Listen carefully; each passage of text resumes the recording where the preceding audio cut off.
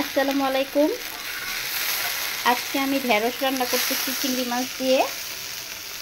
ঢেঁড়সটা রান্না করার আগে আমি সবসময় একটু ভেজে নেই। এখানে তেল আর লবণ দিয়ে আমি ঢেঁড়সটাকে ভাজতেছি।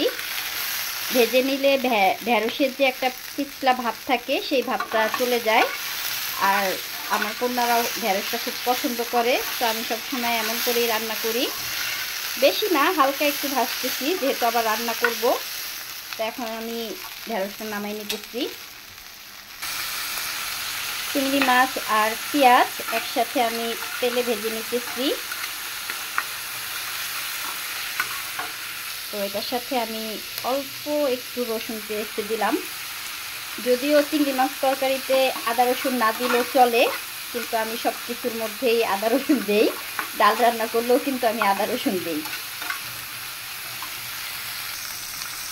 অল্প একটু হলুদের গুঁড়া, মরিচের গুঁড়া, লবণ সব কিছু দিয়ে আমি ভালো মতো মশলাটা কষাই নিতেছি।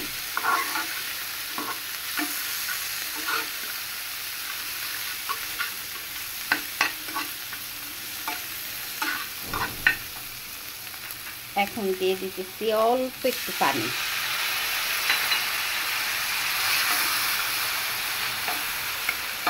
মশলাটা একেবারেই কম দিচ্ছি।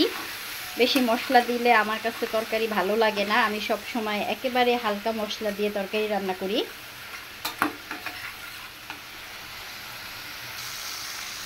চিংড়ি মাছের সাথে মশলাটা আমি ভালো মতো কষাই নিলাম। আর এখন এই যে ভাজা ঢেঁড়সগুলো দিয়ে দিতেছি।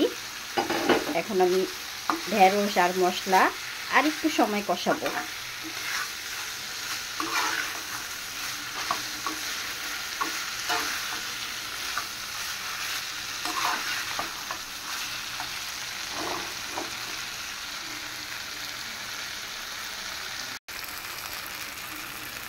কষানো হয়ে গেছে, এখন আমি অল্প একটু পানি দিতেছি।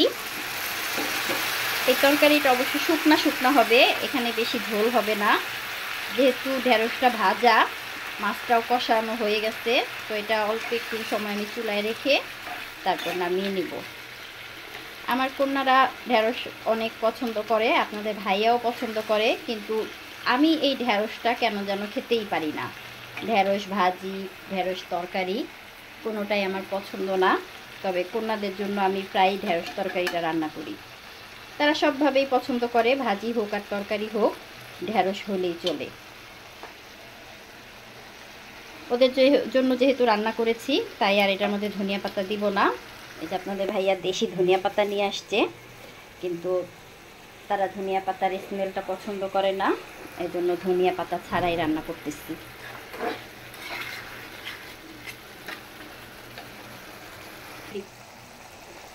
এই তো হয়ে গেছে ঢেঁড়স তরকারি। এখন এটাকে নামাই নিব।